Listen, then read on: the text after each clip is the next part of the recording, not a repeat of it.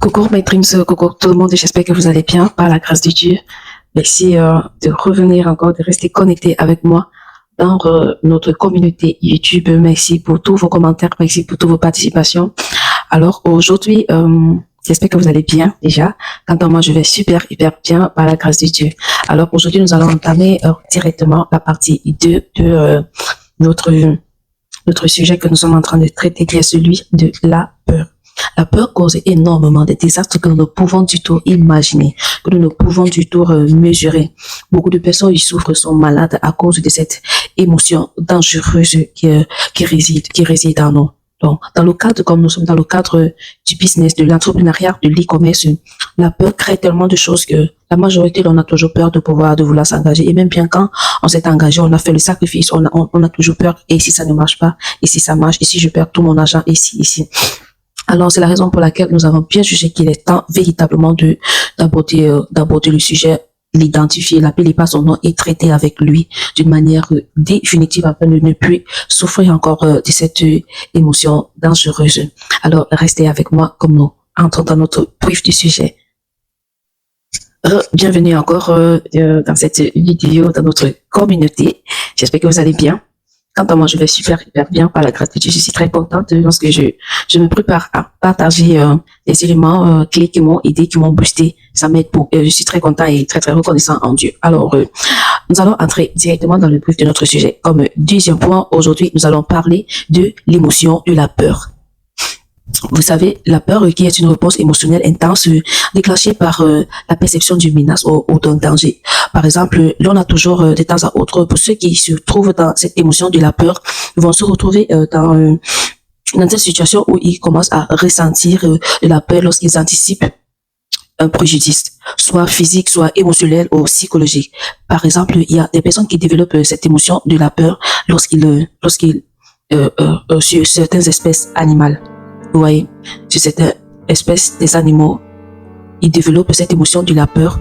Peut-être, ça dit dans le cadre physique, ou par exemple, je me rappelle lorsque j'étais petite, quand maman, j'avais peut-être gâché, et puis maman voulait me taper, et puis, non, pas même qu'elle voulait me taper, peut-être maman n'était pas là, et puis, moi déjà étant à la maison, c'est-à-dire j'ai cassé un verre, et puis, j'avais toutes ces peurs-là, moi, que lorsque maman va rentrer, vous voyez, cette émotion physique, c'est-à-dire, non, psychologique, s'est développée en moi, parce que je me disais, quand maman va rentrer, elle va me taper, et comme j'avais peur de la chicotte, vous voyez, j'avais peur de la chicotte, et peur lorsque maman grondait, lorsqu'elle était en colère, et puis qu'elle grondait, ça me frustrait, ça me faisait davantage mal, donc, je casse le verre et puis je me retrouve dans cette situation depuis le matin jusqu'au soir. Je suis pas moi-même, je pense à tout. Qu'est-ce que je peux faire pour que maman ne... Est-ce que je peux remplacer ces verres? Je me rappelle des fois, je me retrouvais en train de vouloir rassembler les morceaux de ces verres pour reconstruire à nouveau le verre, mais ça ne pouvait pas du tout tourner. Je pleurais même, c'est-à-dire j'imaginais déjà maman en train de me taper et puis je pleurais déjà la chicotte. Bien même quand elle n'était pas encore rentrée. Vous voyez un peu? Donc, vous pouvez un peu imaginer cette situation c'est-à-dire que cette emprise de cette peur émotionnelle qui avait pris le dessus sur moi depuis le matin jusqu'au soir où maman devait rentrer. Et puis, moi, j'accueillais maman à la porte tellement j'avais déjà pleuré, les yeux avaient déjà gonflé, j'étais déjà toute rouge. Et puis là, je disais, maman, je suis désolée, j'ai pas fait ça par exprès, s'il te plaît, pardonne-moi, ne me tape pas, ne me fais pas du mal, ne me tape pas, maman, voici, c'était un accident. J'ai déjà pleuré. Et puis, à la fin même, elle va juste te dire que mais c'était tout juste un verre, Christelle, c'était tout juste un verre. Et puis tu as dit c'était un accident. Prochainement, sois prudente et puis que cela ne se répète plus. Je dis waouh, donc c'est tout. Elle m'a pas tapé. Donc j'avais déjà cette émotion de la peur avait déjà instauré quelque chose en moi, m'avait déjà emprisonné dans une émotion que pendant des heures. Vous pouvez imaginer ce qui se passe pendant ces périodes dans votre système, dans votre organe. Tout est chamboulé en vous, vous ne pouvez pas du tout imaginer. Je ne sais pas si vous avez déjà expérimenté ceci. Ça peut ne pas peut-être être un verre que vous avez cassé à la maison, mais vous avez fâché maman ou fâché papa et puis vous avez tellement imaginé que lorsqu'il va rentrer ou quand il va rentrer, il va vous taper. Vous voyez? Donc il est question ici de prendre son courage. Il est question ici de prendre son courage, d'être calme dans des situations lorsque l'on se trouve en train de... On a fait gaffe. La maman n'avait même pas dit qu'elle allait me taper.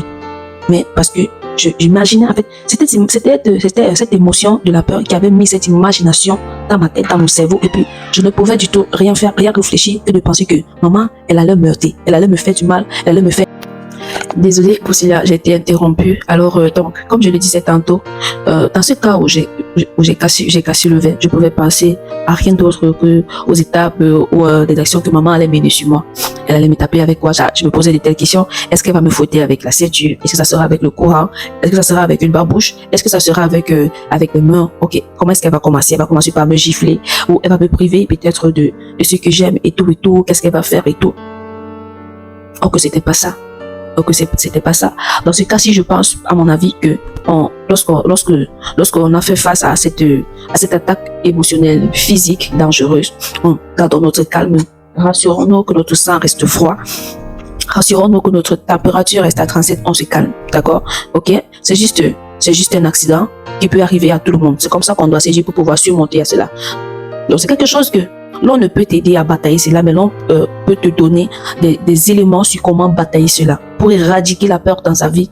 Et c'est un travail qui se fait individuellement. C'est une thérapie qui se fait individuellement, mais l'on peut vous donner, l'on peut partager avec vous des éléments ou des principes à mettre sur pied, à étudier, à comprendre pour pouvoir leur surmonter. Donc, dans ce cas, je pense, comme je l'ai dit tantôt, les questions de garder son calme, se dire que, ok, c'est un accident, toute autre personne pouvait aussi le faire, et puis je vais affronter maman, je vais lui demander des excuses, et tout, et puis là, vous êtes calme. Parce que si vous ne le faites pas aussi rapidement que cette émotion de la peur est sur le point de s'installer, elle va vous envahir. Et une fois qu'elle vous a envahi, vous allez rester sous cette emprise. Il y en a même d'autres cas où, oui, j'ai cassé le verre, et puis je vais ramasser, je vais balayer rapidement, je vais aller jeter. Là encore, c'est plus dangereux parce que, pourquoi est-ce que je suis allé jeter? Parce que je vais pas dire à maman en fait que j'ai cassé le verre. Vous voyez un peu? Donc là, c'est encore plus dangereux parce que ça va encore prolonger, ça donne encore davantage de l'espace à cette émotion de résider à mort. Donc je reste en prison, je suis emprisonné par cette émotion pendant une longue période. Pourquoi? Parce que j'ai pas le courage d'affronter maman pour lui dire la vérité que voici ce que j'ai fait. Vous voyez? Là, je vais cacher, je vais ramasser et puis je vais aller jeter et puis, vous voyez? Mais je serai toujours sur cette émotion de la peur. Lorsqu'elle va poser une question, je vais sous-sauter. Quand elle va entrer dans la cuisine, mon cœur sera en train de battre. Lorsqu'elle va vouloir aller chercher un verre peut-être pour boire de l'eau, mon cœur va commencer à battre. Je vais commencer à être stressé, que elle va s'en rendre compte. Elle va s'en rendre compte qu'il n'y a pas un verre. Qu'est-ce que je fais? Vous voyez un peu de cette panique là, comme ça, là, peut à la longue de donner un arrêt cardiaque. Un arrêt cardiaque, c'est très dangereux. Donc, je pense l'idéal est affronter. Lorsque vous êtes sur l'émotion de la peur, affrontez cette peur. Affrontez-la. Affrontez ce qui a causé cette peur. Oui, j'ai cassé le verre. Du coup, quand maman rentre, dès qu'elle rentre, je vais même pas lui laisser entrer. Je vais aller vers elle, m'humilier pour lui demander pardon. Alors, pour d'autres, peut-être ça pourra ne pas être ce cas. Ça pourra être peut-être le cas où vous avez peur de perdre un être cher. Vous avez peur, pardon, de perdre votre femme, votre époux, votre enfant, quelqu'un qui vous est cher en fait. Vous avez tellement peur. Et lorsque cette idée s'installe, voici ce qu'elle va développer. Elle va commencer à vous dire que, bon, imaginez-vous, maintenant vous êtes en train de regarder la vidéo de Madame Christelle qui parle sur la peur, et puis votre téléphone sonne, on vous appelle, voici votre maman qui vient de mourir, voici votre père qui vient de mourir, voici votre X ou Y qui vient de mourir. À Dieu ne plaise que cela soit votre partage en cette période. C'est juste un exemple, d'accord? Ok, donc, il faut commencer à instaurer ces idées-là. Quelle sera ta réaction? Toi-même, tu seras là. Tu vas maintenant te laisser emporter par ça. Tu n'es plus en train de regarder la vidéo. Tu n'es plus concentré sur ce que tu es en train de faire, mais tu seras là en train de, ok, je vais crier. Non, je vais d'abord, je vais m'allonger. Non, je vais courir à l'hôpital. Je vais courir vers la personne. Non, je sais pas, qu'est-ce que je vais, ouais. C'est un truc qui se passe instantanément. Vous êtes là maintenant déjà sous la panique. Or que c'est pas que la personne est déjà morte. Vous voyez, elle vient d'abord vous instaurer cela dans votre tête. Cette émotion-là. Elle vous instaure et c'est là où vous vous retrouvez là comme ça. Mais ça veut dire que je vais commencer à faire comment? Et donc je dois apprendre à vivre sans telle personne. Je vais apprendre à vivre je vais apprendre à vivre sans cette personne. Comment la vie sera à la maison prochainement? Comment est-ce que ça va se passer? Comment est-ce que je vais pouvoir gérer les enfants sans mon époux? Comment je vais gérer sans mon épouse? Et si l'enfant c'est d'habitude c'est mon époux qui fait ci, c'est elle qui fait X, c'est mon papa qui fait ça, c'est ma maman qui fait ça et tout. Comment est-ce que je vais commencer par où? Hello. It's just an emotion of fear. C'est juste une émotion de la peur. On se calme. Et puis on dit, la mort est le chemin de tout le monde. Il arrive aujourd'hui que je perds telle personne, c'est que c'était la grâce de Dieu. Dieu aura voulu ainsi. Il aura décidé ainsi. Alors, allons-y sur le troisième point. Déjà, restez connectés. Merci de liker. Si vous n'êtes pas encore abonné, merci de vous abonner. Merci de laisser en commentaire votre petite histoire, votre petite expérience que vous avez eu à expérimenter avec l'emprise de la peur, l'émotion de la peur. Alors, quelques minutes pour que vous likez, quelques minutes pour que vous vous abonnez, quelques secondes pour que vous partagez votre histoire avec nous. Ok, on part sur le troisième point. Le troisième point parle sur l'inquiétude anxieuse. Ici, on dit l'inquiétude anxieuse est cette inquiétude, ce sentiment qui se développe en nous par rapport aux résultats négatifs. Vous voyez, l'inquiétude, je suis inquiet. Par exemple, je suis tellement anxieux, je suis stressé. Je ne sais pas si je vais avoir ce job. Je ne sais pas si je vais réussir à ce concours. Je ne sais pas si cet homme il va me demander en mariage. Je ne sais pas si, après avoir écouté mon passé, cette femme va m'accepter. Je ne sais pas si, en mettant cet argent-ci dans ce business-là, ça va donner. Je ne sais pas si, après avoir envoyé cet argent à mon fournisseur pour avoir la marchandise, il ne va pas m'arnaquer. Est-ce que ça va donner? Ok, une fois j'ai eu la marchandise, est-ce que je vais avoir les clients? Est-ce qu'ils vont même acheter? Est-ce qu'ils vont même apprécier? Est-ce qu'ils vont? Vous voyez cette anxiété, vous voyez cette inquiétude qui ôte notre joie. Ne laissez pas cette peur détruire votre vie. N'êtes-vous pas fatigué d'être sur cette emprise depuis une longue période maintenant? N'êtes-vous pas fatigué? N'êtes-vous pas fatigué de cet emprisonnement? Ne vous inquiétez de rien. La Bible dit quoi? Ne vous inquiétez de rien. Mais chaque jour que le Seigneur, lui, il a fait, soyez reconnaissant.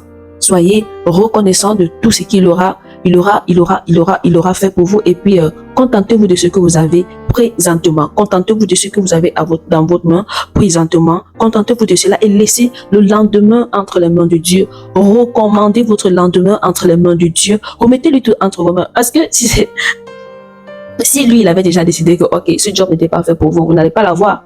L'interview là, c'était pas fait pour vous, vous n'allez pas du tout l'avoir. S'il avait dit là que, ok, c'est pas cette année que vous allez avoir cet examen, je vais me glorifier dans votre vie l'année prochaine. Il n'y a rien à faire. Vous voyez? Il n'y a rien du tout à faire. Il n'y a rien du tout à faire. Faites confiance. Ça dit que, je pense que ça, c'est le plus grand médicament de la peur. C'est de faire confiance à Dieu.